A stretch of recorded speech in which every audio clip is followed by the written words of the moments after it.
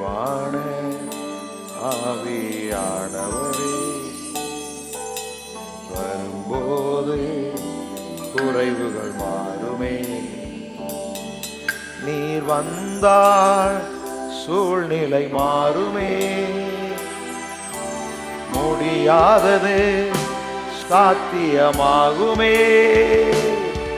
நீர் வந்தால் சூழ்நிலை மாறுமே. முடியாதது சாத்தியமாகுமே.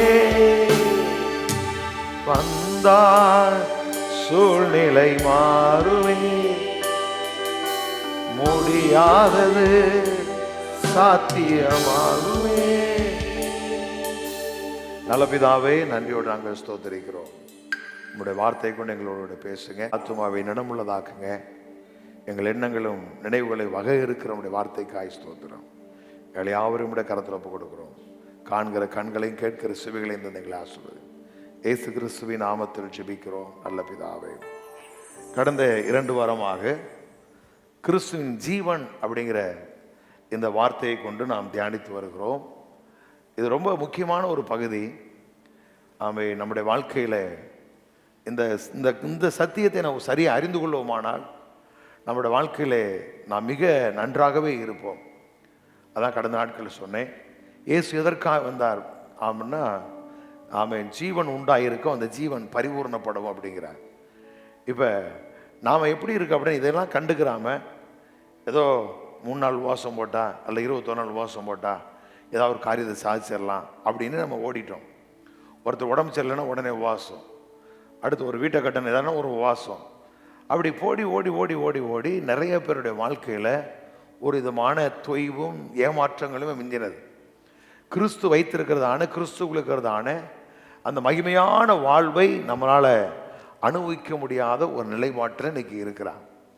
அப்போ இந்த கிறிஸ்துவின் ஜீவன் நமக்குள்ள வளரும்போது எப்படி ஒரு குழந்தை கருவில் வளர்ந்து அது வெளிப்பட்டு அதற்கப்புறமா வளர வளர வளர இந்த உலகத்தின் காரியங்களை கற்றுக்கொண்டு ஒரு தலை சிறந்த மனிதனாக வருகிறானோ அது இயற்கையோடு ஒத்துருக்கு.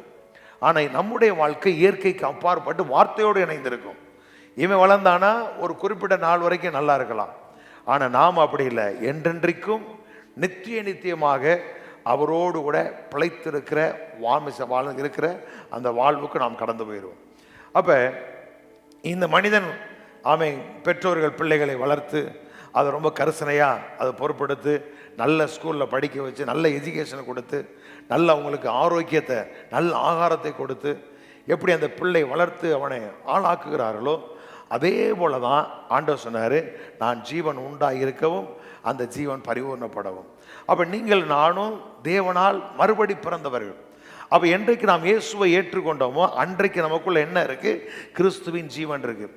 இந்த இந்த இந்த வெளிப்பாட்டை நீங்கள் புரிஞ்சுக்கிட்டீங்க அப்படின்னா நம்முடைய வாழ்க்கையில் எல்லாத்துலேயுமே ஜெபமே நமக்கு ஒரு இனிமையாக மாறிடும், பாடுறது நம்மளுக்கு ரொம்ப இன்பமாக மாறிடும். இந்த சத்தியத்தை அறிஞ்சு கொண்டோம் அப்படின்னா வாழ்க்கை மிக லகுவாக மாறிடும். அப்போ இதை இன்றைக்கி சபை அறியாதனால, ஏன்னா சபைக்கு இதை பற்றி நிறைய பேருக்கு போதிக்கலை. ஏன் நித்திய ஜீவன் அப்படின்னா உடனே இவங்க பரலோகம் நினச்சிக்கிட்டு இருக்காங்க. இல்லை, முதல்ல ஒரு காலத்தில் பாவம் என்ற வித்து நமக்குள்ளே வேலை செஞ்சுக்கிட்டுச்சு.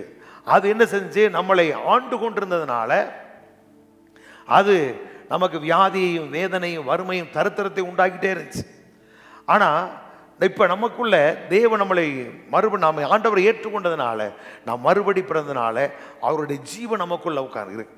இப்போ அதான் சொல்றாரு, கிருபையின் பரிபூரணத்தை நீதியாய் ஈவின் பரிபூரணத்தை பெற்றிருக்கிறவர்கள் இயேசு கிறிஸ்துவின் ஜீவன் அடைந்து ஆளுவார்கள். அப்படி அடுத்து கடைசி அந்த வசனம் சொல்லுது, கிருபையானது நீதியினால் நித்திய ஜீவனுக்கு எதுவாய் நம்மளை ஆண்டு கொண்டிருக்கிறது அப்படிங்கிறார். அப்போ என்ன நம்மளை ஆண்டு கொண்டிருக்கிறது? கிருபை நித்திய ஜீவன் நம்மளை ஆண்டு கொண்டு நமக்குள்ள இருக்கிறது அப்படிங்கிறார். இப்போ இந்த ஜீவனை குறித்தான புரிந்து கொள்ளுதல் நமக்கு எல்லாருக்கும் வரணும். எல்லாருக்கும் வந்துட்டு அப்படின்னா இந்த உலகத்தை நாம் இலகுவாய் வெற்றி கொள்ளலாம். நாம் இந்த உலகத்தில் வாழுகிற வாழ்க்கை நம்முடைய வாழ்க்கையெல்லாம் மிக ஆசீர்வாதமாக செழிப்பாய் இந்த தலைமுறைக்கு கிறிஸ்துவை பிரதிபலிக்கிற பாத்திரங்களாக நாம் இருப்போம். இது அறியாதனால தான் வாழ்க்கையில் உலக மனிதர்களாகவே நாம் வாழ்ந்து கொண்டிருக்கிறோம். அவர்களுக்கு உள்ளது நமக்கு இருக்குது, அவங்க பிரச்சனை இங்கே பிரச்சனை, வீட்டுக்கு வீடு ஒரு வாசப்படி சொல்லுவோம் பாருங்க. அப்படி நம்முடைய நிலைமைகள் போய்கொண்டே இருக்கும். அப்போ இந்த காரியத்தை நீங்கள் 2 வாரம் நம்ம கற்றுக் கொடுக்குறோம். இதை நீங்கள் அறியணும் அப்படின்னா கேட்குறதோடு போயிடக்கூடாது. வாயை திறந்து அவன் நீங்கள் சொல்லணும். சொல்லுங்க, நான் குமாரனை உடையவன். எல்லாம் சொல்லுங்க, குமாரனை உடையவன், ஜீவனை உடையவன். கிறிஸ்துவின் ஜீவன் எனக்குள் இருக்கிறது. கிறிஸ்துவின் ஜீவன் எனக்குள் இருக்கிறது. இப்போ இந்த ஜீவனை குறித்து 5ஆம் அதிகாரம், யோவான் 5ஆம் அதிகாரம் 26 வசனத்தை வாசிங்க. ஏனெனில் பிதாவானவர் தம்மில் தாமே ஜீவனுடையவராய் இருக்கிறது, பிதாவானவர் தம்மிலே தாமே ஜீவனுடையவராய் இருக்கிறது போல குமாரனும் தம்மில் தாமே ஜீவனுடையவராய் இருக்கும்படி அருள் செய்திருக்கிறார். இங்க போட்டிருக்கு, குமாரன் பிதா தம்மிலே தாமே ஜீவனுடையவராய் இருக்கிறது போல குமாரனும் தம்மிலே தாமே ஜீவனுடையவராய் இருக்கிறார். அப்படி என்றால் பிதாவுக்குள் இருக்கிற ஜீவன், அதே ஜீவன் குமாரனுக்குள் வார்த்தைக்குள் இருக்கும்படி நல்லா கவனிக்கணும். இது உங்களுக்கு உள்ள போயிருச்சு அப்படின்னா பாருங்க, டாக்டர் சொல்றத, ஒரு மனுஷன் சொல்றத நம்ம கவனமா கேட்கிறோம். நீங்க பாருங்க, சின்ன பிள்ளைங்க என்ன சேட்டை செஞ்சீங்க அப்படியே மனசுல இருக்கும். என்ன படம் பார்த்தீங்க, அந்த கதையெல்லாம் அப்படியே இருக்கும். ஒரு பாட்டு இருக்கு, அந்த பாட்டு எங்கே சத்தம் கேட்டால் அப்படியே திருப்போம். இன்னைக்கு அப்ப எதெல்லாம் ஞாபகம் இருக்கு, எப்போ பார்த்தோம், யாரோட பார்த்தோம், எல்லாம் ஞாபகம் இருக்கு. ஆனால் இது என்ன செய்யாது, உள்ளே போகாது. ஏன்னா பழசு உள்ள கிடக்கு. அப்போ நீங்கள் வாயை திறந்து இதை சொல்லணும். இது சொல்ல சொல்ல சொல்லத்தான் பாருங்களேன், நமக்குள்ள ஜீவன் எப்படி பாயும் அப்படின்னா, என்னை விசுவாசிக்கிறவன் உள்ளத்திலிருந்து ஜீவ தண்ணீர் உள்ள நதிகள். நீங்கள் ஒன்று புரிஞ்சுக்கிறேன்னு, யாரோ ஜெபம் பண்ணாங்க அது நடந்துச்சு அப்படிங்கிறது இல்லை. அது நடக்கணும் அப்படின்னா உங்களோட வாயில் வரணும், அது ஆமேன் வரணும். அப்போ நம்ம உள்ளே இல்லாமல் வரவே வராது. அப்போ உங்கள் வாழ்க்கை பழைய ஏற்பாட்டில் எப்படி சொல்கிறார், பழைய ஏற்பாட்டில் ஆமாம் வெளியிலேருந்து நம்மளுக்கு அற்புதம் நடக்கும். ஆனால் புதிய ஏற்பாட்டில் உங்களுக்குள்ளே இருந்தால் அற்புதம் நடக்கும். அப்போ உங்கள் உள்ளத்திலிருந்தான் வாழ்வு புறப்பட்டு வரும். அப்போ நீங்கள் வாயை திறந்து நீங்கள் நல்லா சொல்லணும், குமாரனை உடையவன். எல்லாரும் சொல்லுங்க, குமாரனை உடையவன், ஜீவனை உடையவன். நான் தேவனால் பிறந்திருக்கிறேன், தேவனுடைய வித்து எனக்குள் இருக்கிறது. நான் தேவனால் பிறந்திருக்கிறபடினால் நான் உலகத்தை ஜெயிப்பேன். என்னுடைய விசுவாசமே உலகத்தை ஜெயிக்கிற ஜெயமாயிருக்கிறது. எல்லாரும் சொல்லுங்க, கிருபையின் பரிபூரணத்தையும் நீதியாகிய ஈவின் பரிபூரணத்தையும் பெற்றிருக்கிற நான். சொல்லுங்க, பெற்றிருக்கிற நான் இயேசு கிறிஸ்துவின் ஒருவராலே ஜீவனை அடைந்து ஆளுகை செய்வேன், ஆளுகை செய்வேன். கிருபையானது நீதியினாலே நித்திய ஜீவனுக்கு ஏதுவாய் என்னை ஆண்டு கொண்டிருக்கிறது, என்னை ஆண்டு கொண்டிருக்கிறது. கிறிஸ்துவின் ஜீவன் எனக்குள் இருக்கிறது. நான் நித்திய ஜீவனை உடையவனாயிருக்கிறேன். நான் தேவனுடைய ஜீவனை உடையவனாயிருக்கிறேன். எனக்குள்ளே அவருடைய பரிபூரண ஜீவன் இருக்கிறது. இப்படி நீங்க சொல்ல சொல்ல சொல்ல சொல்ல உங்களுக்குள்ள இருக்கிற அந்த ஜீவன் எப்படிப்பட்டது, எப்படிப்பட்ட தன்மை உள்ளது அப்படின்னு அறியணும். இந்த அறிகிறது அப்படிங்கிறதுக்கு இன்னொரு விளக்கம் கொடுக்குறாங்க. என்ன அப்படின்னா, காண்கிறது அப்படின்னு. அப்ப எனக்குள்ள ஜீவன் இருக்கு, நான் கிறிஸ்துக்குள்ள எப்படி இருக்கிறேங்கிறத அறியணும். அப்படின்னா காண்கிறது, அந்த ஆவிக்குரிய கண்களால் உணர்கிற பார்க்கிற அந்த அனுபவத்துக்குள்ள நீங்க வந்துடணும். அப்ப இதெல்லாம் சொல்லாம நடக்காது, நீங்க சொல்லணும். சும்மா ஏதோ அப்படி வந்துட்டு போன அப்படிங்கிற மாதிரி இருக்கக்கூடாது. இதை நாம் சொல்ல சொல்ல சொல்ல சொல்ல சொல்ல நம்முடைய வாழ்க்கை சரீர பிரகாரமான வாழ்க்கையும் ஆவிக்குரிய பிரகாரமான வாழ்க்கையும் ஒரு பெரிய மறுமலர்ச்சிக்குள்ளாக நீங்கள் எப்பொழுதும் சிறுத்த முகமும் சீதையும் நம்ம பிள்ளைகள்லாம் நல்ல ஒழுக்கத்தில் வளர்கிற பிள்ளைகளாக மாறிடுவாங்க. இந்த ஜீவனம் உங்களுக்குள்ள இருக்கிற இந்த வெளிச்சம் உங்களுக்கு வந்துருச்சு அப்படின்னா, ஆதாம் அன்னைக்கு என்னெல்லாம் சொல்லி பேர் வச்சானோ, எப்படி தேவ ஞானம் அவனுக்குள்ள இருந்து வெளிப்பட ஆரம்பித்ததோ, அப்படி நீங்கள் கையிட்டு செய்கிற காரியங்கள், உழைப்பிட காரியங்கள், வீட்டு காரியங்கள், ஆச்சி மசாலா போய் அரைக்க வேண்டியது அவசியம் இல்லை. அதை உட்காந்து டிவியில் உட்காந்து யூடியூப்ல உட்காந்து எப்படி செய்யலாம்னு பார்க்க வேண்டிய காரியம் இல்லை. தேவன் கொடுத்த அனந்த ஞானத்தினால நீங்க ஒரு புதிய புதிய காரியங்களை கண்டுபிடிக்கிற அளவுக்கு நீங்க வந்துடுவீங்க. பாருங்க, அப்படி வந்துடுறேன். சொல்லுவாங்க தமிழர்கள் உலகத்துக்கே விவசாயத்தை பற்றி அதை பற்றி இதை பற்றி கண்டுபிடிச்சி கொடுத்தாங்க அப்படின்பாங்க. என்ன நீங்கள் போனீங்க அப்படின்னா நார்த் இந்தியாவில் போய் ஒழுங்காக அவங்க ட்ரெஸ் போட வச்சது யாரும் நம்ம மிஷினரிகள் தான். நமக்கு ஒரு நாள் இப்படி தான் வந்துச்சு. இன்னும் போனோம்னா நிறைய காரியங்கள் சொல்கிறாங்க. அப்போ ஒரு மனிதனுக்குள்ள நிறைய காரியங்கள் அது அடைஞ்சிருக்கு. அது அவன் அப்பப்போ பயன்படுத்திட்டு இருக்கான். ஆனால் நமக்கு தேவன் தன்னுடைய ஞானத்தை, தன்னுடைய ஜீவனை தந்து அவரை போலவே இந்த பூமியில் கர்த்தர் வச்சிருக்கிறார். சரி, இப்போ இங்கே சொல்றாரு, பிதாவானவர் தம்மிலே தாமே ஜீவனோட இருக்கிறது போல குமாரனும் தம்மிலே தாமே ஜீவனுடையவராய் இருக்கிறார். இந்த வார்த்தைக்கு இன்னொரு மொழியாக சொல்லுது பாருங்க, என் தந்தைக்கு பொருட்களை உயிர்ப்பிக்கும் சக்தி இருக்கிறது போல எல்லாவற்றையும் உயிர்ப்பிக்கிற சக்தி யாருக்குள்ள இருக்கிறா? பிதாவுக்குள்ள இருக்கா. இருக்கிறது போல மக்கள் நித்தியமாக வாழ உதவும் சக்தியை அவர் எனக்கு கொடுத்திருக்கிறார் அப்படின்னு. அப்ப நீங்களும் நானும் இந்த பூமியிலும் மாத்திரமல்ல நித்தியமாக அவரோடு கூட வாழக்கூடிய அந்த ஜீவனுக்கு இன்னொரு சொல்றாரு உயிர்ப்பிக்கிற ஆவி சக்தி அப்படிங்கிறார். அப்ப பிதா எப்படி உயிர்ப்பிக்கிற சக்தியை உடையவராக இருக்கிறாரோ அது வார்த்தைக்குள்ள இருக்கு. இந்த வார்த்தை நமக்குள்ள வரும் பொழுது இந்த சாவுக்கு எதுவான இந்த சரீரத்தில் ஒரு உயிர் தெழுந்த வல்லமை என்ன செய்து செயல்பட ஆரம்பிக்கும். அதனாலதான் எபேசியர் 1:19 சொல்றாரு.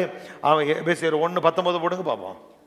தாம் கிறிஸ்துவை மரித்தோரிலிருந்து எழுப்பி அவரிடத்தில் நடப்பித்த தமது பலத்த சத்துவத்தை எல்லாரும் சொல்லுங்க இருங்க. தாம் கிறிஸ்துவை மரித்தோரிலிருந்து எழுப்பி அவரிடத்தில் நடப்பித்த தமது பலத்த சத்துவத்தின் வல்லமைப்படியே விசுவாசிக்கிற, எல்லாம் சொல்லுங்க, விசுவாசிக்கிற என்னிடத்திலே காண்பிக்கும் அவருடைய வல்லமையின் மகா மேன்மையான மகத்துவம் என்னதென்று நான் அறியும்படி அவர் எனக்கு பிரகாசமுள்ள மனக்கண்களை தர வேண்டுமாய் வேண்டிக் கொள்ளுகிறேன். இதெல்லாம் உங்க வாழ்க்கையில ஜெபமா இருக்கணும். அப்ப இயேசுவை அறிந்திருக்கிற நம்முடைய வாழ்க்கையில எப்படிப்பட்ட வல்லமையை கர்த்தர் விளங்க பண்ண போறார் அப்படின்னா, கிறிஸ்துவை மரித்தோரிலிருந்து எழுப்பின அதே உயிர்த்தெழுந்த வல்லமை விசுவாசிக்கிற நம்முடைய வாழ்க்கையிலே வெளிப்பட போகிற மகா மேன்மையான மகத்துவம் என்னதென்று அப்படிங்கிறார். அப்ப இயேசு இந்த உலகத்துல மரித்தோரிலிருந்து எழுப்ப முடியுமா அப்படின்னா சாத்தியமே இல்லை. ஆனால் தேவனால் அது சாத்தியமா. நேற்று நாளில் நைஜீரியாவில் ஒரு பாஸ்டர் அவர் ஒரு ஆக்சிடென்ட்ல இறந்துடுறார். இறந்த அந்த மனிதனுடைய பாடி போஸ்ட்மார்ட்டம் ஆகி 2 நாள் போஸ்ட்மார்ட்டம் ஆகி எம்பாமிங் பண்ணி 2 நாள் மார்ச்சரில் வச்சுட்டாங்க. இப்போ இந்த அம்மாவுக்கு எபிரேயர் 11 அதிகாரத்தில் ஸ்திரீகள் தங்கள் சாக கொடுத்த புருஷர்களை உயிரோடு எழுந்திருக்க பெற்றார்கள் அப்படிங்கிற அந்த வார்த்தை அந்த அம்மாவுக்கு கிடைச்சிருக்கு. அப்போ ஆதி திருச்சபையில் ஸ்திரீகள் சாக கொடுத்த அப்படின்னா செத்து போன தம்முடைய புருஷர்களை விசுவாசம் என்ன செய்தாங்களாம்? மறுபடி உயிரோடு பெற்றார்கள் அப்படிங்கிற அந்த வார்த்தையை கழிச்சு ஒரு 3 நாள் கழித்து மறுபடியும் என்ன பண்ணியிருக்காங்க, அந்த பாடியை எடுத்து அடக்கம் பண்ணுற அந்த நாள் வரும் பொழுது அதில் ப்ராசஸில் ஆகி இந்த லீவு அதெல்லாம் போய் 2 நாள் உள்ளே இருந்திருக்கு, 3ஆம் நாள் வெளியே கொண்டு வரான். இப்போ இந்த அம்மா என்ன பண்ணியிருக்கு, இந்த வார்த்தையை விசுவாசித்து நேர ரெய்னாட் போங்கே ஒரு சர்ச்சில் பேசிக்கிட்டு இருக்காரு. கொண்டு போய் அந்த பாடியை கொண்டு போகிறாங்க. உள்ளே யாரும் உடலை உள்ளே அவர் வந்ததுனால கூட்டம் க்ரௌட் அதிகம் வரைக்கும் கேட்ட பூட்டிட்டாங்க. இந்த அம்மா அந்த நேரம் கீழே அண்டர் கிரவுண்டில் ஒரு வாசலுக்கு ஸ்டேஜு கீழே அந்த வாசலுக்கு கொண்டு கீழே நிப்பாட்டிடுச்சு. கீழே நிப்பாட்டி அந்த வார்த்தையை சொல்லி ஜெபம் பண்ணிக்கிட்டு இருக்கு. அவங்களுக்கு வந்தது தெரியாது, ஒன்றும் தெரியாது. அவர் ஹீலிங்காக ஜெபம் பண்ணும் பொழுது இந்த மனுஷன் இப்படி போட்டிருக்கான், கத்தியை போட்டு எடுத்துட்டான், எல்லாம் எடுத்துட்டாங்க. அப்படி அதெல்லாம் காமிக்கிறாங்க. அது அப்படி என்ன செய்ய அப்படியே துடிக்குது. அதுதான் கொஞ்சத்தை எழும்பிட்டாரு. நீ போய் பாருங்க, யூடியூப்ல கிடக்குது. எனக்கு பெரிய ஆச்சரியம். அப்போ இதெல்லாம் செய்யறது யார்? அவங்க யாருமே இவருக்கா ஜெபிக்கல, யாருமே ஜெபிக்கல. ஆனால் இந்த அம்மா கர்த்தருடைய வார்த்தை விசுவாசிக்கிறதுனால தேவன் தம்முடைய கிறிஸ்துவை உயிர்ப்பித்த அதே வல்லமையை அவர்கள் வாழ் வெளிப்பட பண்ணி செத்து 3 நாள் ஆனதுக்கு அப்புறம் என்ன செய்யறாரு, போஸ்ட்மார்ட்டம் பண்ணி எல்லாம் முடிஞ்சு 3 நாள் 2 நாள் இங்கே உள்ள இருந்து 3ஆம் நாள் வெளியே கொண்டு வர்றாங்க. கொண்டு வந்து புதைக்க போனா இந்த அம்மா நேரம் இங்கே கொண்டு வந்துருச்சு. அதனுடைய விசுவாசத்தை அதான் சொல்றாரு, விசுவாசிக்கிற உங்களிடத்தில் காண்பிக்கும் வல்லமையின் மகா மேன்மையான, சொல்லுங்க, விசுவாசிக்கிற என்னிடத்தில் காண்பிக்கும் வல்லமையின் மகா மேன்மையான மகத்துவம் என்னதென்று நாங்கள் அறியும்படி அவர் எனக்கு பிரகாசமுள்ள மணக்கண்களை பக்கத்தில் இடிச்சு விடு. என்ன ரொம்ப கவலையா இருக்கிறியா? சரி சொல்லுங்க. மகா மேன்மையான மகத்துவம் என்னதென்று நான் அறியும்படி பிரகாசமுள்ள மணக்கண்களை தந்தருள்வாராக. அப்ப இந்த காரியத்தை நாம ஜெபிக்கணும். அப்ப நமக்குள்ள இருக்கிற ஜீவன் எப்படிப்பட்ட காரியங்களை நமக்குள்ள செயல்படுத்த போகிறது அப்படிங்கிறது நீங்க சொல்ல சொல்ல சொல்லத்தான் நீங்க அறிய முடியும். இதை சாதாரணமா நீங்க எடுத்துட்டீங்க அப்படின்னா வாழ்க்கையில தலைகளாண்டு தண்ணி குடிச்சாலும் சரி, அடிநெறி வாழ்க்கை வாழலாம் போலிய இயற்கைக்கு அப்பாற்பட்ட விதத்தில் நம்ம வாழ முடியாது. நான் நினைக்கிறேன் நீங்க இந்த பூமியில வாழும் பொழுது உங்களை பார்த்தாலே தெரியணும் இவர்கள் ஆண்டவருடைய பிள்ளைகள் அப்படிங்கிற அந்த அந்தஸ்தோடு கூட அந்த கர்வத்தோடு என்ன செய்யணும், நீங்க நல்ல வாழ்க்கை வாழணும். கணவன் மனைவி குடும்பம் அப்படி செழிப்பா சந்தோஷமா இருக்கணும். சும்மா ஏனோ தான் வாழ்றதுக்கான செய்யல. அறகுறை வெந்து வேக்காடுமா, எப்படி சொல்ல, வெந்தது வேக்காடுமா வேகாத மாட்டுது சாப்பிடான்னு சொல்லுவாங்க வருங்க. அப்படி வேகாத கிறிஸ்தவர்களா நீங்க இருக்கக்கூடாது. நல்ல வெந்த கிறிஸ்தவர்களா அறிவு தெளிவுடையவர்களா இருக்கணும் நீங்க. அப்ப எப்படிப்பட்ட காரியத்தை கடவுள் நமக்குள்ள வச்சிருக்கிறாங்கிறத இதை நீங்க அறிய அறிய அறிய அறிய வாழ்க்கையில் ஒரு பெரிய மாற்றம் உண்டா. அப்ப நான் சொல்றேன், மறுபடியும் சொல்றேன், ஒவ்வொரு நாளும் எத்தனை முறை இந்த ஜீவன் புதிய ஏற்பாடை வாசிங்க பாருங்க. இயேசு கிறிஸ்து மூலமாய் வெளிப்படுத்தப்படாதெல்லாம் இயேசு பூமியில வந்து பாவங்களுக்கு மறிக்க போற அந்த காரியங்கள் இஸ்ரவேலை குறித்து அதிகம் சுவிசேஷத்தில் பேசிக்கிட்டே வர்றார். நம்மளை கொஞ்சம் கொஞ்சம் பேசுறாரு. அப்புறம் சொல்றாரு நான் நிறைய சொல்லுவோம் போவங்களை தாங்க முடியாது ஆவியானவர் சொல்றாரு. ஆனா பவுல் வந்ததுக்கு அப்புறம் தான் உயிர்த்தெழுந்து ஆண்டவரால் வருகிற புதிய ஏற்பாடு திருச்சபை அடைய போகிற அந்த வாழ்வை குறித்து மேன்மை குறித்து அங்கே அவர் தான் பிரசங்கம் பண்ணார். அப்ப நீங்க பழைய ஏற்பாட்டை வாசிக்கிற அங்கே உட்காந்துடக்கூடாது, வாசிங்க. அதே நேரத்தில் நிருபங்கள்ல ரோமர் 1 கொரிந்தியர் 2 கொரிந்தியர் நிருபங்கள்ல நீ கவனம் செலுத்துங்க. எங்கெல்லாம் ஜீவன் வருதோ எடுத்து கோடை போடுங்க. கோடை போட்டு டெய்லி சொல்லுங்க, குமாரனை உடையவன் ஜீவனை உடையவன் கிறிஸ்துவின் இந்த வார்த்தை. மற்ற வார்த்தை நான் சொல்ல தெரியாது எனக்கு, ஆனா இந்த ஒரு வார்த்தையை பல வருடங்கள் நான் சொல்லிக்கிட்டு இருக்கிறேன். அப்ப சொல்ல சொல்ல சொல்ல சொல்ல அந்த ஜீவன் நமக்குள்ள வேலை செய்ய ஆரம்பிக்கும். அது வளர ஆரம்பிச்சிருச்சு அப்படின்னா நம்முடைய பழைய சுவாபங்கள் பழைய காரியங்கள் நாம் செய்ய இந்த உலக மனுஷியமான எண்ணங்கள் என்ன நம்முடைய வாசனையை கெடுக்கிற காரியங்கள் எல்லாம் நம்மளை விட்டு மாற ஆரம்பிக்கும். ஜீவன் வளர ஆரம்பிக்கும். கடந்த நாட்களில் நான் ஜெர்மனி பயில் பிடிச்சிருக்கும் ஒரு காரியம் சொல்ல பாருங்களேன். நம்மளோட வாழ்க்கையில் நல்லா வளரணும். அப்படி வளரணும் அப்படின்னா நம்ம ஜீவனை பேசிக்கிட்டே இருக்கணும். பேச பேச வளருவோம். நம்ம நல்லா வளர்ந்துட்டோம் நம்மளுக்கு எல்லாம் தெரியும் அப்படின்ட்டு மேலே விட்டுட்டீங்க அப்படின்னா நம்ம வளரும் பொழுது ஆட்டோமேட்டிக்காக பழைய காரியங்களை டவுன் ஆகும். பாருங்க, இப்போ தாவீது சவுல் எடுத்துக்கிட்டே அப்படின்னா தாவீது அவன் குடும்பத்தார் வர வர என்ன செய்தாங்கன்னா விருத்தி அடைந்தார்கள் அப்படிங்கிறார். சவுல் குடும்பத்தார் பலவீனப்பட்டார்கள் அப்படிங்கிறார். அப்ப ஒரு மனிதன் கிறிஸ்துவுக்குள்ள உள்ள தேவனுடைய காரியங்களை அறியாதனால பலவீனப்படுறான். ஒரு மனிதன் பலப்பட்டுக்கிட்டு போயிட்டே இருக்கிறான். அப்ப நீங்கள் நான் அந்த இடத்துக்கு வந்துடணும். எல்லாரும் நாளொரு மீட்டிங் பொழுது வண்ணமா நம்முடைய குடும்பம் மேல போயிட்டே இருக்கணும். இது எப்ப சாத்தியமாக அப்படின்னா உங்களுக்குள் இருக்கிற இந்த ஜீவனை குறித்து அறிந்து கொள்ளுங்க அப்படிங்கிறத விட அது எப்படிப்பட்டது, அந்த ஜீவன் எப்படிப்பட்ட வாழ்வை நமக்கு தருகிறதுங்கிறத நீங்க காணணும். உங்க ஆவிக்குரிய கண்களால் பார்க்க. அதுக்கு தான் ஆவியானவர் கொடுக்கப்பட்டிருக்கிறார். ஏதோ சும்மா விழுந்து உருள்றதுக்கு ஜெபிக்கிறதுக்கு இல்லை. அது ஒரு பகுதி. நமக்குள் இருக்கிற காரியங்களை பாருங்க. பிதாவின் ஆழங்களை அறிந்திருக்கிற ஆவியானவர் அவர் என்னிடத்திலிருந்து உங்களுக்கு எடுத்து கொடுப்பதினால் அப்படிங்கிற. அப்ப கிறிஸ்துவுக்குள் இருக்கிறதையும் பிதா மறைத்து வைத்த காரியங்களையும் எடுத்து கொடுக்கிறவர் யாரு? ஆவியானவர். அப்ப ஆவியான அபிஷேகம் பெறாது. நம்ம அபிஷேகம் பற்றி எல்லாம் சேர்ந்து பாடும்போது கைகளை தட்டி ஆண்டவரே இயேசுவே அல்லேலூயா ஸ்தோத்திரம் சொல்லி ஆவியை பெற்று நீ எல்லாரும் செய்யணும். உங்களுக்குள்ள இருக்கிற இந்த ஜீவனை நீங்க சரியா அறிந்து கொண்டீங்க அப்படின்னா நிச்சயமா நம்முடைய வாழ்க்கையில வர வர உயர்ந்து கொண்டே போவோம். நல்ல வாழ்வு நம்ம வாழ்வோம். சரி, இந்த ஜீவன் நமக்குள்ள இருக்கிறனால எப்படிப்பட்ட வாழ்வை இந்த ஜீவன் நமக்கு கொடுக்கிறது அப்படிங்கிறத கடந்த வாரத்தில் ஒரு சில 4 காரியம் நான் உங்களை சொன்னேன். ஒன்று, பிரகாசிக்க பண்ணுகிற ஜீவன். இந்த ஜீவன் நமக்குள்ள என்ன செய்யுது? நம்முடைய வாழ்க்கையை அது பிரகாசிக்க பண்ணுகிறது அப்படின்னு. 2வது, பாதிக்கப்படாத ஜீவன் அப்படின்னு. 3வது காரியம் பரிபூர்ண ஜீவன் அப்படி. 4வது, வாழ்வு தரக்கூடிய ஜீவன் அப்படி பார்த்தோம். அதுல ஒரு முக்கியமான காரியம் என்ன அப்படின்னா 2வது சொல்லப்பட்ட அந்த வசனத்தை நீங்க வாசிக்கலாம். யோவான் எழுதின சுவிசேஷம் 10ஆம் அதிகாரம் 28ஆம் வசனம். யோவான் 10:28. நான் அவைகளுக்கு நித்திய ஜீவனை கொடுக்கிறேன். நான் அவைகளுக்கு நித்திய ஜீவனை கொடுக்கிறேன். அவைகள் ஒரு காலம் கெட்டு போவதில்லை. அவைகள் ஒரு காலம் கெட்டு போவதில்லை. ஒருவனும் அவைகளை என் கைகளில் இருந்து பறித்துக் கொள்வதும் இல்லை. ஒருவனும் அவைகளை என் கையிலிருந்து பறித்துக் கொள்வது இல்லை. இத நான் உங்களுக்கு வாசிக்கிறேன் பாருங்க. மறுபடியும் வாசிங்க. நான் அவைகளுக்கு நித்திய ஜீவனை கொடுக்கிறேன். அவைகள் ஒரு காலம் கெட்டு போவதில்லை. எல்லாம் சொல்ல, கர்த்தர் எனக்கு நித்திய ஜீவனை கொடுத்திருக்கிறார். சொல்ல, கர்த்தர் எனக்கு நித்திய ஜீவனை கொடுத்திருக்கிறார். நான் ஒரு காலம் கெட்டு போவதில்லை.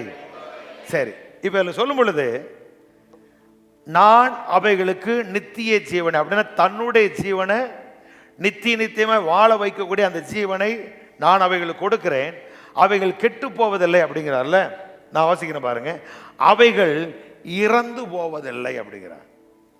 அப்படின்னா நம்முடைய வாழ்க்கையில நாம் மரிக்க மாட்டோம் அப்படிங்கிறார். கெட்டு போவோம்னா அழிந்து போக மாட்டோம் அப்படிங்கிறார். அவ இறந்து போனோம்னா அப்படி எப்படி சொல்ற, அந்த பூமியில நாம் நல்ல வாழ்க்கை வாழ்வோம். நம்ம அந்த எப்படி சொல்றது பாருங்களேன், நம்முடைய காலத்துக்கு முன்பாக அப்படி சொல்றது காட்டிலும் கர்த்தர் நம்மளை கொண்டு செய்ய நினைத்த காரியங்கள் செய்து முடிக்கிற வரை. அப்படின்னா 40 வயசுல முடிக்க மாட்டாரு. வாக்கு ஒண்ணு செயல் ஒண்ணு இருக்கவே இருக்காது.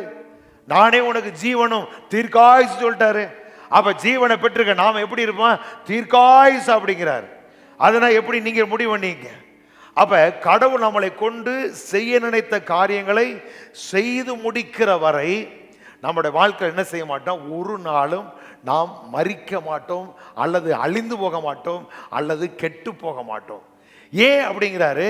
நான் அவைகளின் ஜீவனை கொடுத்தபடினால் அவைகள் என் கரங்களிலே இருக்கிறது. என் கரத்திலிருந்து ஒருவரும் அவர்களை பறித்து கொள்ள முடியாது. சொல்லுங்க, நான் கர்த்தருடைய கரத்தில் இருக்கிறேன். அவருடைய கரத்திலிருந்து என்னை ஒருவரும் பறித்து கொள்ள முடியாது. அப்ப ஒருவரும் பறித்து கொள்ள முடியாது. அப்ப இதைத்தான் 2 கொரிந்தியர் 4 சொல்றாரு, நாங்கள் எப்பக்கம் நெருக்கப்பட்டும் ஒடுங்கி போவதில்லை, கலக்கம் அடைந்தும் மனம் முறிவடைதல்லை, தள்ளப்பட்டும் என நாங்கள் மடிந்து போவதில்லை அப்படிங்கிறார். ஏன்? கிறிஸ்துவின் ஜீவன் எங்களுள் விளங்கும்படி நாங்கள் எப்பொழுதும் இயேசு கிறிஸ்துவின் மரணத்தை சுமந்து தெரிகிறோம் அப்படிங்கிறார். அப்ப அப்படின்னா என்ன அர்த்தம்? இயேசு மரணத்தை சுமந்து என்ன அர்த்தம்? இயேசுவை எப்படி இந்த உலகம் மரணத்துக்கு உள்ளாக்கினதோ அதே போல இந்த சுவிசேஷத்தை அறிவிக்கிறவர்களையும் பிசாசு மரணத்துக்கு எதுவான காரியங்களை செய்வான். ஆனாலும் எங்களுக்குள்ள ஜீவன் வழங்கும்படி அதை நாங்கள் சுமந்து போறோம் அப்படிங்கிறார். அப்ப அதனால என்ன உண்டாகுது? நாங்கள் நெருக்கப்பட்டாலும் உங்களுக்கு என்ன உண்டாகுது? வாழ்வு உண்டாகுது அப்படிங்கிறார். இதை கடந்த வாரத்தில் நம்ம பார்த்தோம். அப்ப நமக்குள்ள வாழ்க்கையில எவ்வளவு பிரச்சனை வந்தாலும் இந்த ஜீவனை பெற்றுக்கிற நாம, அந்த வசனத்தை நீங்க வாசிங்க. 2 கொரிந்தியர் 4 அதிகாரம் 8 வசனத்தை வாசிங்களேன். நாங்கள் எப்பக்கத்திலும் நெருக்கப்பட்டும் ஒடுங்கி போகிறதில்லை, கலக்கமடைந்தும் மனமுறிவு அடைகிறதில்லை, துன்பப்படுத்தப்பட்டும் கைவிடப்படுவதில்லை, கீழே தள்ளப்பட்டும் வீழ்த்தப்பட்டாலும் மடிந்து போகிறது, அழிந்து போவதில்லை. சொல்லுங்க, வீழ்த்தப்பட்டாலும் அழிந்து போவதில்லை. இயேசுவின் வாழ்வு எங்கள் உடலில் வெளிப்படுமாறு நாங்கள் எங்கு சென்றாலும் அவருடைய சாவுக்குரிய துன்பங்களை எங்கள் உடலில் சுமந்து தருகிறோம். அப்படின்னா அவர் எப்படி இந்த உலகம் துன்பத்துக்கு உட்படுத்தி மரணத்துக்கு எதுவான காரியங்களை செய்ய அப்படி எங்களையும் செய்து அதை நாங்கள் சுமந்துக்கிட்டு போகிறோம் அப்படிங்கிறார். அப்போ நம்முடைய வாழ்க்கையில் எப்பொழுதும் நம்ம என்ன செய்வோம் அப்படின்னா, எந்த பிரச்சனை வந்தாலும் நாம் ஒரு நாள் என்ன செய்ய மாட்டோம்? அழிந்து போக மாட்டோம், அல்லது மரித்து போக மாட்டோம். எதுவும் நம்மளை ஒன்று செய்ய முடியாது. ஏன் அப்படின்னா நமக்குள்ள இருக்கிற ஆண்டவர், நமக்குள்ள இருக்கிற ஜீவன் உயிர்ப்பிக்கிற சக்தி உடையவர். இந்த கடந்த நாட்களில் ஒரு தொடர் பேசிக்கிறேன் ஒரு சிஸ்டரோட, அவங்க பிள்ளைங்களும் வந்து பேசிக்கிறேன். அப்போ அவங்க சொல்கிறாங்க, சில நேரங்களில் சில காரியங்கள் சம்பவிக்குது. நல்ல ஊழியக்காரர்கள்லாம் விபத்துக்குள்ளாகிறாங்க, நல்ல ஊழியக்காரர்கள் எதிரிகளால் தாக்கப்படுறாங்க. இப்போ இவங்கெல்லாம் பார்த்தோம் அப்படின்னா இந்த சத்தியத்தை அறியாததுனால இவங்க வாழ்க்கையில் என்ன உண்டாகுது அப்படின்னு இதெல்லாம் சம்பவிக்குது அப்படிங்கிறாங்க. எனக்கு ஆச்சரியமா என்னடா அது உழப்புது அப்படிங்கிறாங்க அப்படின்னு. ஏன் அப்படின்னா நமக்குள்ள என்ன இருக்கு அப்படின்னு ஜீவன் இருக்கு. நீங்க பாருங்களேன், நான் இந்த இதெல்லாம் மண்டல ஓடிட்டே இருந்துச்சு. நான் போய் உட்காந்து பயில் படிச்சிருக்கும் பொழுது ஆண்டவர் இயேசு கிறிஸ்து பாரு, இயேசு எப்படி சொல்ல பாருங்க. யோவான் சுவிசேஷம் 7 அதிகாரம் 30 வசனத்தை வாசிங்களேன். யோவான் 7:30. அப்பொழுது அவரை பிடிக்க வகை தேடினார்கள். ஆனாலும் அவருடைய வேலை இன்னும் வராதபடியினால் ஒருவனும் அவர் மேல் கை போடவில்லை. இப்ப அவரை பிடிக்கிறதுக்கு வகை தேடுறாங்க. இன்னும் போனீங்கன்னா அவரை மரணத்துக்குள்ளாக்கும்படி அவரை பிடிக்க நினைச்சா அப்படிலாம் வசனம் வருது. மார்க்கில் லூக்கால போனீங்க அப்படிலாம் வரும். இவரை பிடிச்சி கொல்லணும் அப்படின்னு நினைக்கிறாங்க. ஆனா அவருடைய வேலை வராதபடினால் அப்படின்னா என்ன? பிதா எதற்காக குமாரனை அனுப்பி அவருக்குள்ள ஜீவனை கொடுத்து இந்த பூமியில வேலை செய்ய வச்சிருக்கிறாரோ அந்த காரியங்கள் முடிகிற வரை யார் என்ன செய்ய முடியாது, அவர் மேல கை போட முடியாது. ஏன் அப்படின்னா அடுத்த நான் ஒரு வசனம் சொல்றேன் பாருங்களேன். இப்ப யோவான் சுவிசேஷம் 10ஆம் அதிகாரம் 16 வசனத்தை வாசிங்க. இந்த தொழுவத்தில் உள்ளவைகள் அல்லாமல் வேறே ஆடுகளும் எனக்கு உண்டு, அவைகளையும் நான் கொண்டு வர வேண்டும், அவைகளின் சத்தத்தை இவர் சொல்றாரு. இப்ப எல்லாம் இவரை கொல்லணும்னு நினைக்கிறாங்க, இவரை பிடிச்சி சிறைப்படுத்த நினைக்கிறாங்க, முடியல. அப்பதான் இந்த காரியம் சொல்றாரு, இந்த தொழுவத்தில் உள்ளவைகள்லாம் வேற ஆடுகளும் எனக்கு உண்டு அப்படின்னா நம்மள சொல்றாரு. இஸ்ரவேல் மாத்திரமல்ல, புறஜாதியில் வர்றாங்க அப்படிங்கிற சொல்றாரு. அவைகளை நான் கொண்டு வர வேண்டும், அவைகள் சத்தத்துக்கு செவி கொடுக்கும், அப்பொழுது ஒரே மந்தை ஒரே மெய்ப்பெருமாகும். நான் என் ஜீவனை மறுபடியும் அடைந்து அடைந்து கொள்ளும்படிக்கு அதை கொடுக்கிறபடினால் பிதா என்னில் அன்பா இருக்கிறார். பிதா என்னில் அன்பா இருக்கிறார். பாருங்க, நான் கொடுக்காம யார் என்ன செய்ய முடியாது, எடுக்க முடியாது. நான் மறுபடியும் அதை அடைந்து கொள்ளும்படி அதை கொடுக்கிறேன், நான் கொடுக்கிறேன்.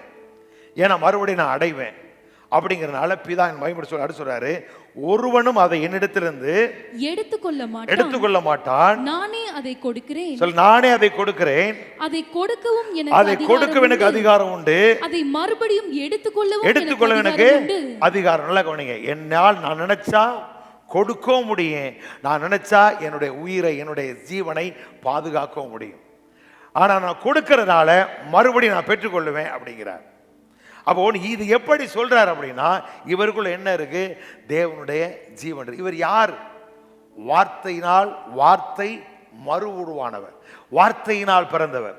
சரி, இவர் வார்த்தையினால் பிறந்ததுனால இவருக்குள்ள இருக்க அந்த ஜீவன் என்ன செய்யுது அப்படின்னா, இவர் நினைச்சா கொடுக்கலாம், இல்லைன்னா கொடுக்காம இருக்கலாம். இப்ப அதே போலதான் நீங்கள் நானும் யாரு?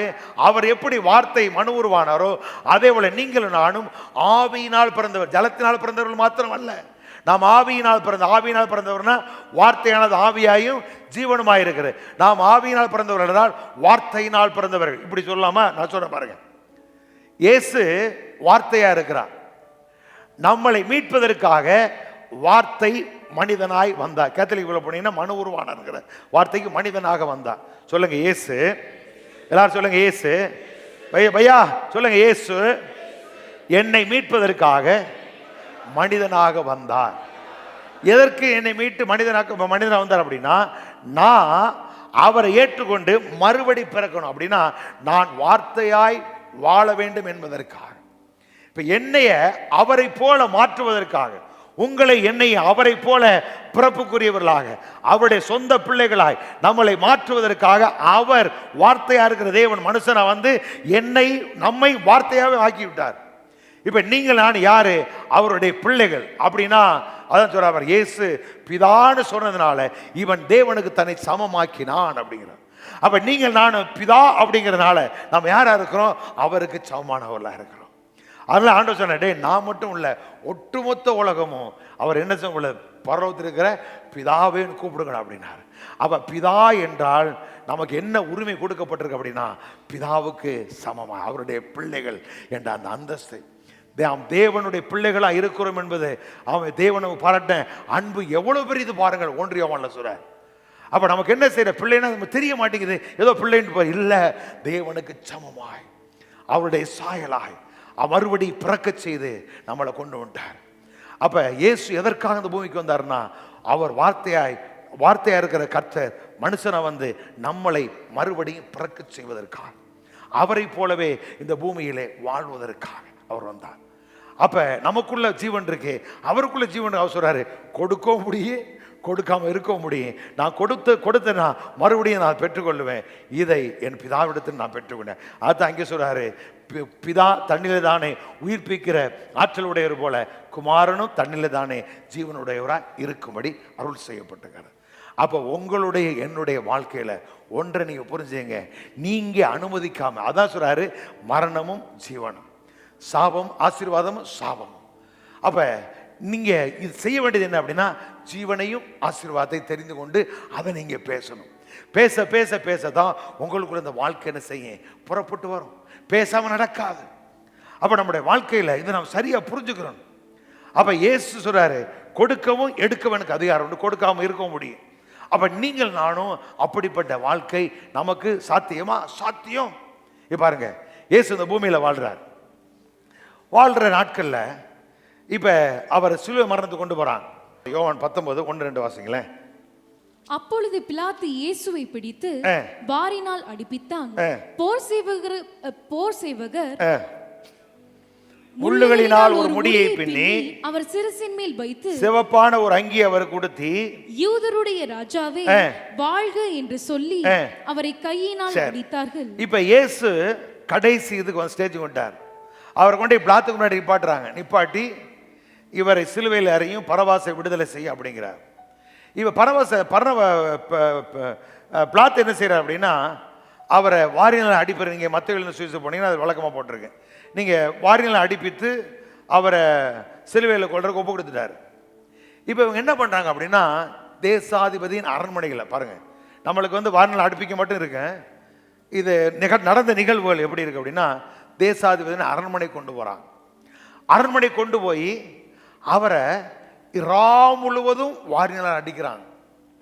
நீங்க சங்கீதம் 22 அதுல போனீங்கன்னா எப்படி அவர் அடிக்கப்பட்டார். நீங்க 22ஆம் சங்கீதம் 14 வசனம் வாசிங்க. தண்ணீரை போல ஊற்றுண்டேன், என் எலும்புகள் எல்லாம் கட்டுவிட்டது, என் எலும்புகள் எல்லாம் கட்டுவிட்டது, என் இருதயம் மெழுகு போலாகி, என் இருதயம் தண்ணீரை போல ஊற்றுண்டேன், என் எலும்புகள் எல்லாம் கட்டுவிட்டது, இருதயம் மெழுகு போல் ஆகிய என் குடலின் நடுவே உருகிற்று, என் பலன் ஓட்டை போல் காய்ந்தது, என் பலன் ஓட்டை போல் காய்ந்து என் நாவு மேல் வாயோடு ஒட்டி கொண்டது, என்னை மரணத்தூளிலே போடுகிறீர், நாய்கள் என்னை சூழ்ந்திருக்கிறது, பொல்லாதவர்களின் கூட்டம் என்னை வளைந்து கொண்டது, என் கைகளையும் என் கால்களையும் உருவ குத்தினார்கள், என் எலும்புகளை எல்லாம் நான் இப்ப இது எங்கே அப்படின்னா, இயேசு கிறிஸ்து சிலுவையிலே படப்போகிற பாடை குறித்து சங்கீதம் 22 தாவீது வெளிப்பாடா சொல்லிட்டான். என் கைகளையும் கால்களையும் உருவ குத்தினார்கள். அடுத்து சொல்றாரு, என் எலும்புகள் எல்லாம் எண்ணலாம் போல் இருந்தது அப்படிங்கிறார். இது அப்படியே 129 சங்கீதத்துக்கு போனீங்க அப்படின்னா, வாபே அங்கே சொல்றாரு, என் முதுகுலை உழுகிறவன் முதுகு மேல் படைச்சால்களை போல உள்ளதான். அந்த வசனத்தை வாசிங்களேன். 129 1 2 3. என் சிறு வயது தொடங்கி அநேகம் தரம் என்னை நெருக்கினார்கள். நல்லா கவனிங்க, என் சிறு வயது தொடங்கி அப்படின்னா சிறு வயது முதல் அவர் பாடுபட்டு இருக்கிறார். என் சிறு வயது தொடங்கி அநேகம் தரம் என்னை நெருக்கியும் என்னை மேற்கொள்ளாமற் போனார்கள். உழுகிறவர்கள் என் முதுகின் மேல் தங்கள் படைச்சாறுகளை நீளமாக்கினார்கள். அப்படின்னா 40க்கு 1 குறைய 39 கசையடிகள் இயேசு.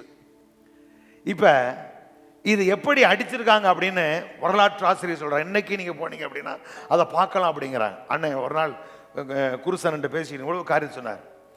அப்ப இவங்களை தேசாதிபதியுடைய அரண்மனைக்கு போர்ச்சவர்களை கொண்டு போய் இயேசுவை எப்படி வாரினால் அடிக்கணும்னு சொல்லி கொடுத்தவங்க யாருன்னா யூதர்கள். இப்படித்தான் அவனை அடிக்கணும் அப்படின்னு. அப்ப அவரை கொண்டு போய் ஒரு பெரிய தொட்டியில நிப்பாட்டி அதுல உப்பை கொட்டி அந்த உப்புல அவரை நிப்பாட்டி வச்சு அவர் கைகளை கட்டி இரவுல 39 கசையடி. அப்படின்னா வசனம் சொல்லுது, உழுகிறவர்கள் என் முதுகிலே படைச்சால்களை போல் உழுதிங்க அப்படின்னா, நீங்க போய் இப்படி உழுதிங்கன்னா அப்படியே மண்ணு மகிழ்ந்து இப்படி விழுகும். அந்த மாதிரி அதான் சொல்றாரு, என் எலும்புகள் கட்டுவிட்டது, என் எலும்புகள் எல்லாம் எண்ணலாம். அப்படின்னா சத பிஞ்சு எலும்ப எண்ணலாம். பாத்துங்க.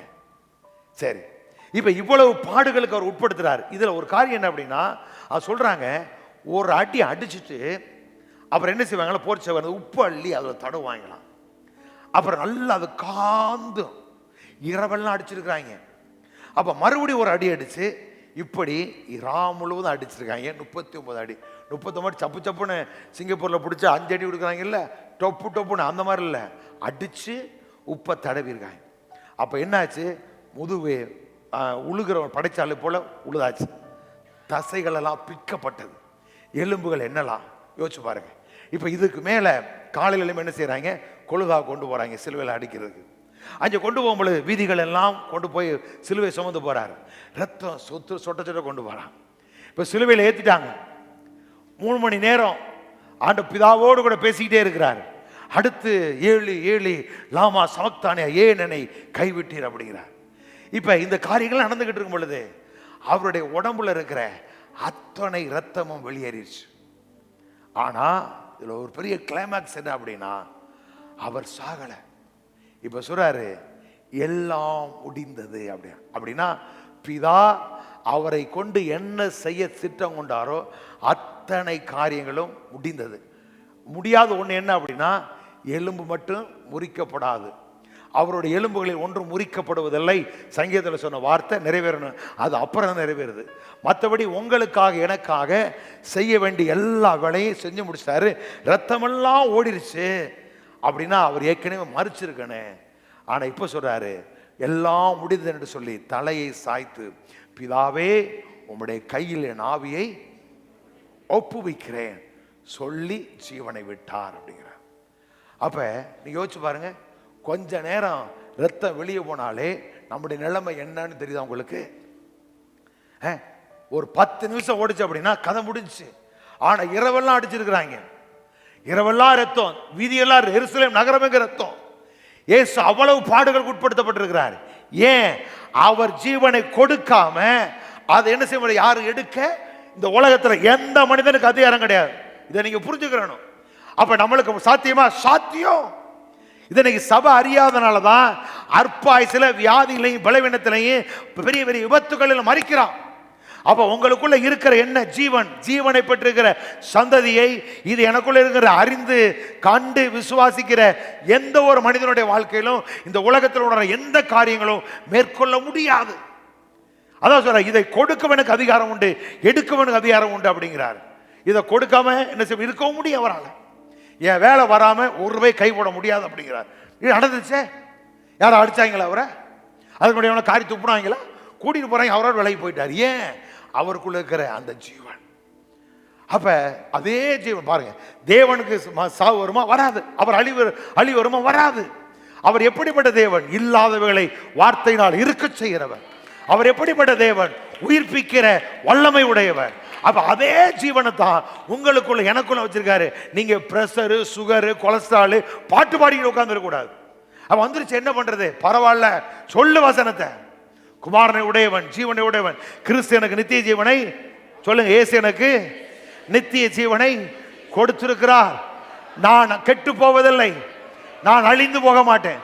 சொல்லுங்க, நான் அழிந்து போக மாட்டேன். நீங்க சொல்ல சொல்ல சொல்ல இந்த ஜீவன் உங்களுக்குள்ள என்ன செய்யும்? ஓட ஆரம்பிக்கும். எலும்புகள் நரம்புகள்லாம் அப்படியே வேலை செய்ய ஆரம்பிக்கும். உங்க தோல் சதை எல்லாம் ரத்த நாளம் அப்படியே விடைக்க ஆரம்பிக்கும். இதை சொல்லணும். சும்மா உட்காந்துக்கிட்டு திண்டு விட்டு பேசா படுத்துட்டு புறணி பேசி உட்காந்துன்னா இதான் வேலை செய்யும். நான் சொல்றது உங்களுக்கு புரியுதா? ஆமே, புரியுதா? புரியலையா? இல்லை, நான் இப்படி தான் இருப்பேன் அப்படின்னு நினச்சி அப்படி தான் இருக்க முடியும். இதை உட்காந்துக்கிட்டே அது என்ன ஜீவன் அப்படி, ஏய் எனக்கே புரியலையா ரொம்ப நாளா? அப்போ நீங்கள் புரியலையா? வாயை திறந்து பேசுங்க, பேசுங்க. ஆண்டவரே சொல்றாரு, நான் ஜீவனை உண்டாயிருக்கவும் அந்த ஜீவன் பரிபூர்ணப்படவும். அப்போ உங்களுக்குள்ள இயேசு பிறந்ததுக்கு அவருடைய ஜீவன் இருக்கு. இது வளர்ந்துருச்சு அப்படின்னா ஏது வியாதி, ஏது பலவீனம், ஏது உங்களுக்கு ஆக்சிடென்ட், ஏது உங்களுக்கு மரணம், யோசிச்சு பாருங்க. ஏன்? நம்ம இயற்கைக்கு அப்பாற்படுவதில் இந்த உலகம் எல்லாம் நமக்கு கட்டுப்படுத்தப்பட்டது, நமக்கு கீழ்ப்படுத்தப்பட்டிருக்கு. ஏன் அப்படின்னா நாம தேவனுடைய ஜீவனை பெற்றிருக்கிறோம். அப்ப இந்த அறிவு, இந்த வெளிச்சம் நமக்குள்ள வந்தா தான் நம்ம ஆளுகிற இடத்துக்கு வருவோம். இல்லாட்டினா நம்மளை ஆண்டுகிட்டே இருக்கோம். பணம் இருக்கு, ஆனா பணம் இருந்து உடம்புல சகல வியாதி பலவீனம் அது இதுன்னு நம்மளை மேய்ஞ்சிக்கிட்டே உட்காந்துக்கிட்டு இருக்கும். அப்ப நீங்க ஒவ்வொரு நாளும் இதை சொல்லி சொல்லி, ஏன் விசுவாசிகள் இதை நீ அறியணும். அறிஞ்சுக்கிட்டீங்க அப்படின்னா உங்களை யாரும் விரல் நீட்ட சொல்ல முடியாது. மோட்டுனா செத்தான் சென்றாசு. யோசிச்சு பாருங்க. ஆமா, சும்மா பாருங்க, இயேசு கிறிஸ்துவ கொல்றது கொண்டு போறாங்க. அப்ப அங்கே நியாய பெருமடை பிளாத்து முன்னாடி பாட்டுறாங்க. அவன் சொல்றான், இவருக்கு ஒரு குற்றம் காண இல்லை இல்லை இல்லை அப்படின்னா. அப்படி சொல்லிட்டு சொல்றாங்க, இவனை சிலுவையில் அறையும், இவன் ரத்த பொழி எங்கள் மேலும் எங்கள் பிள்ளைகள் மேலும் வரட்டு இழுத்து விட்டான். முடிஞ்சா பாருங்க. அப்ப இவன் வாயாலே கட்டுட்டான். அப்போ உங்களை பற்றி எவனா பேசுனான்னா அவன் தான் கெடுவான ஒழிய உங்களுக்கு ஒரு கேடும் வராது. நான் உட்காந்து யோசிச்சு நேற்று ஏதாவது சொல்லுவான், பேசுனா பேசட்டேன், போயிட்டு போ, என்ன நடக்குன்னு பார்ப்போம், பேசி ஒன்றும் ஆக போகிறது இல்லை. பேசுகிற சொல்கிறாங்க, பேசாத இருந்தால் மூடனும் முட்டா பையதான். ஆனால் பேசுறா அவன் தான் ஞானவானான், பேசுகிறவன் நம்ம ஞானவான் கிடையாது. அதனால் நடக்கிறது பேசுறது யாருக்கு வலிக்கும் யோசிச்சு பாரு. அப்போ இன்றைக்கு கிறிஸ்தவர்கள் பேசியே கெட்டு போன உண்டு. பாசுண்டாலே பயப்படுறான் மட்டும் போயிடல. எதுக்கு அப்படின்னா அதான். அப்போ நம்முடைய வாழ்க்கையில் நீங்கள் யார் என்ன அப்படிங்க அறிந்துக்கணும். அப்போ இயேசு கிறிஸ்துக்குள்ளே இருக்க அதே ஜீவன் அவர் சொல்லி கடைசி அந்த வார்த்தையை சொன்னார், பிதாவே உங்களுடைய கையில் நாவி ஒப்புவிக்கிறேன். அப்படி போங்களேன். நீங்கள் பவுலுடைய வாழ்க்கையில் நீங்கள் பாருங்கள். பவுல் 14ஆம் அதிகாரத்தில், அப்போஸ்தலர் 14ஆம் அதிகாரம் வாசிங்க. 14ஆம் அதிகாரம் 14, 19, 20.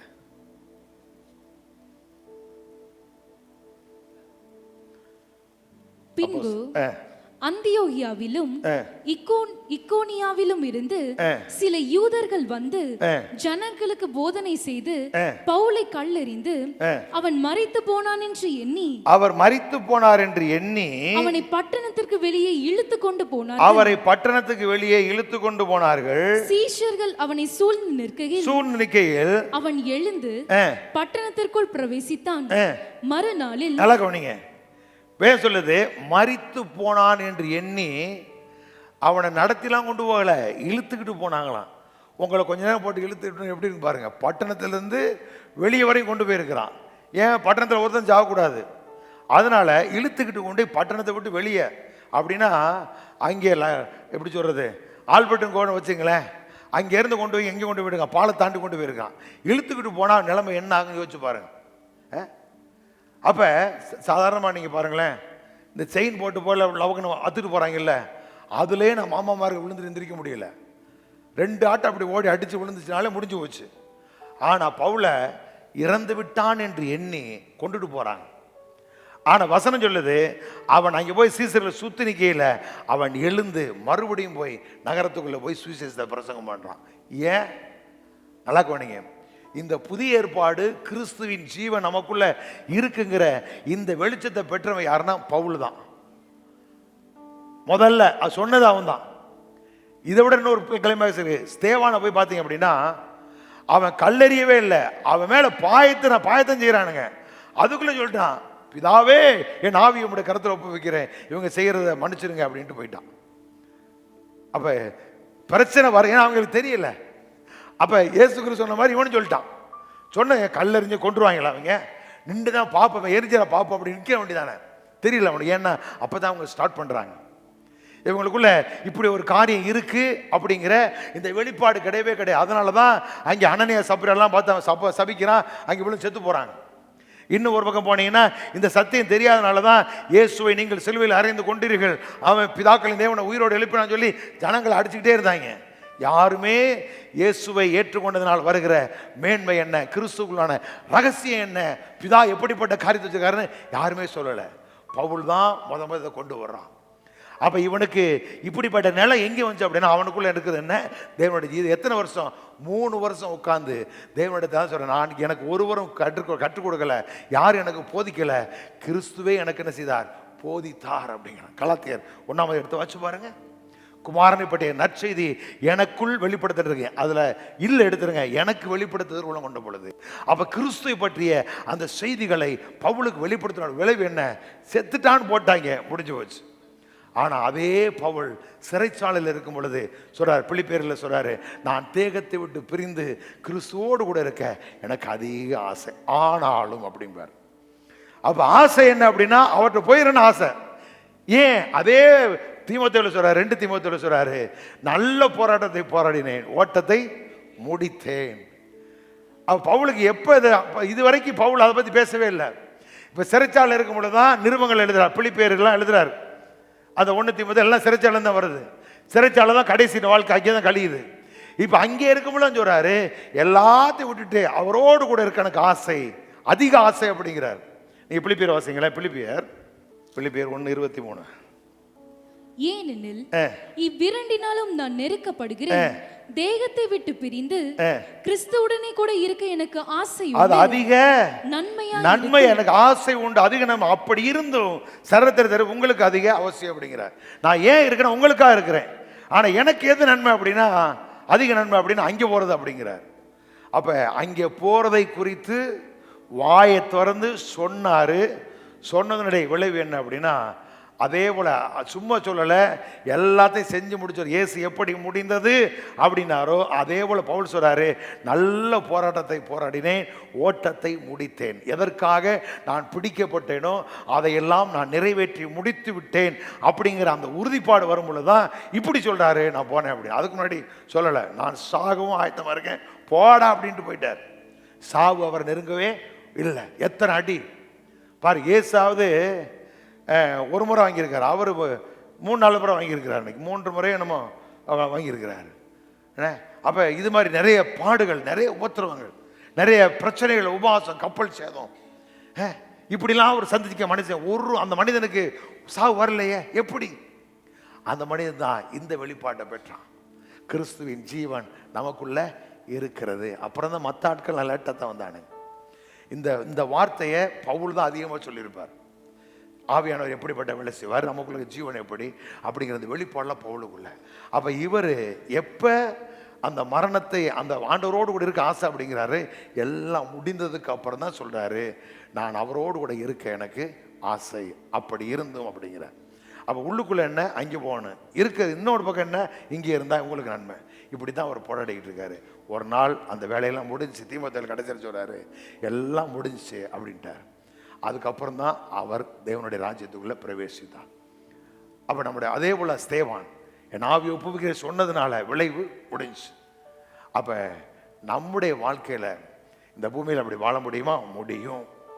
நம்முடைய வாழ்க்கையில் மரணத்துக்கு நம்ம மேலே அதிகாரம் கிடையாது. நீங்கள்லாம் அதிகமாக சொல்லணும். 8ஆம் அதிகாரம் 2ஆம் வசனம், ரோமர் 8:2 கிருபையின் எப்படி சொல்கிறாரு?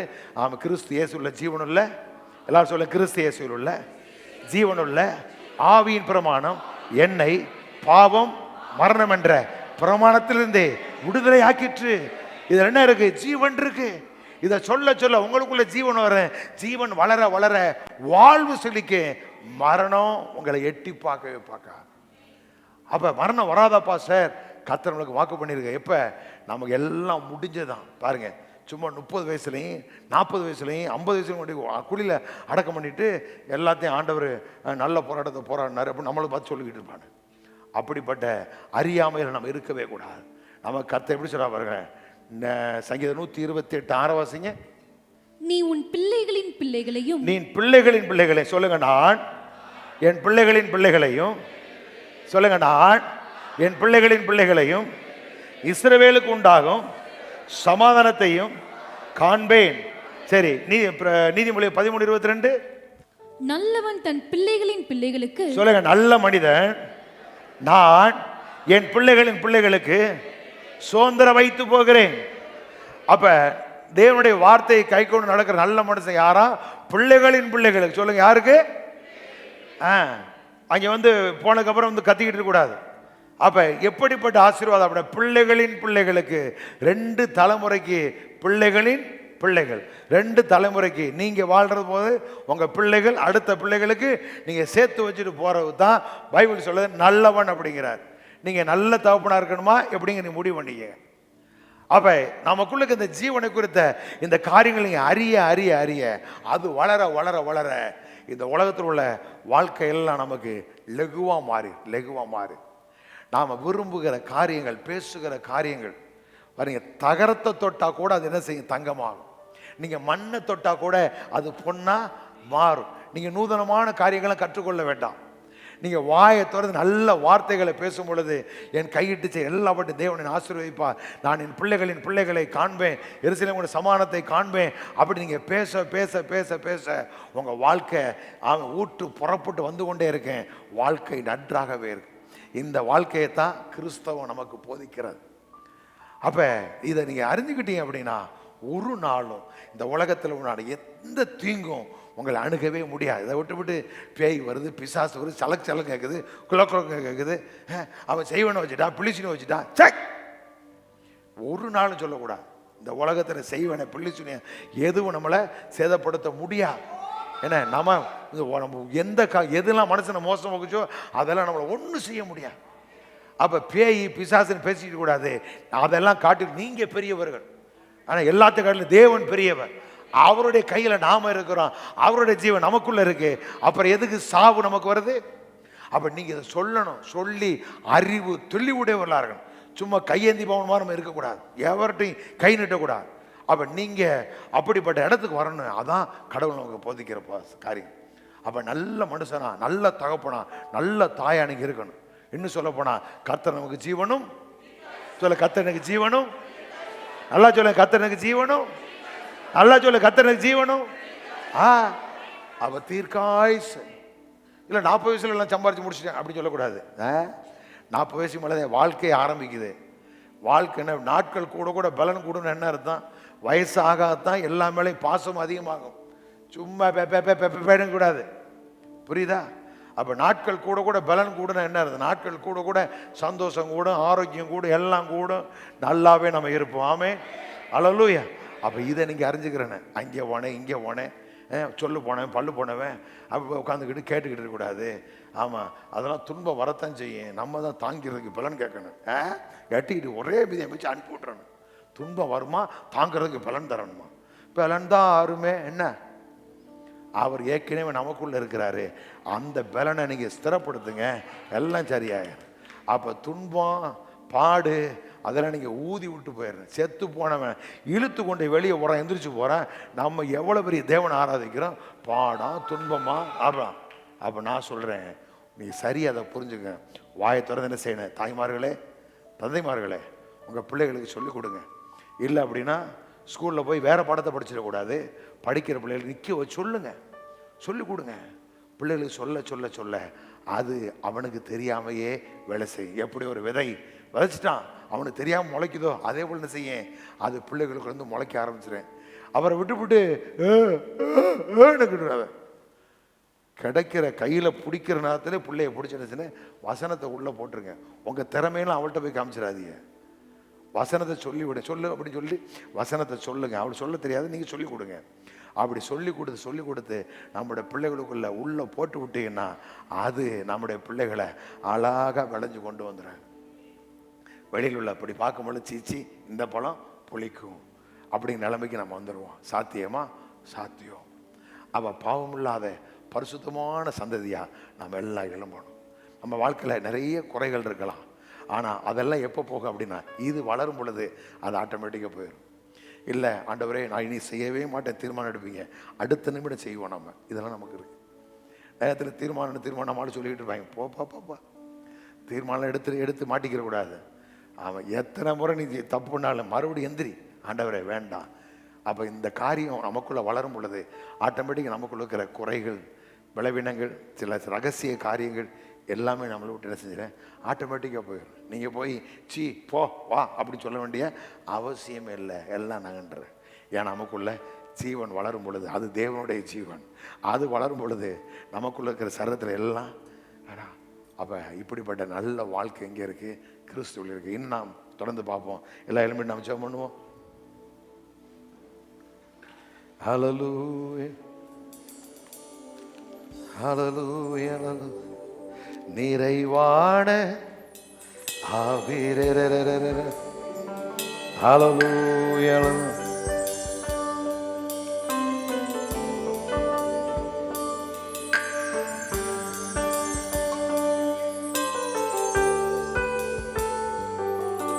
நிறைவான ஆவியானவரே வரும்போது குறைவுகள் மாறுமே. நீ வந்தால் சூழ்நிலை மாறுமே. முடியாதது சாத்தியமாகுமே. நீ வந்தால் சூழ்நிலை மாறுமே. முடியாதது சாத்தியமாகுமே. நிறைவே நீ வாழுமே, நிறைவே நீ போதுமே. ஆவியானவரே நிறைவே நீ வாருமே, நிறைவே நீ வேண்டுமே ஆவியான. ஆமென்.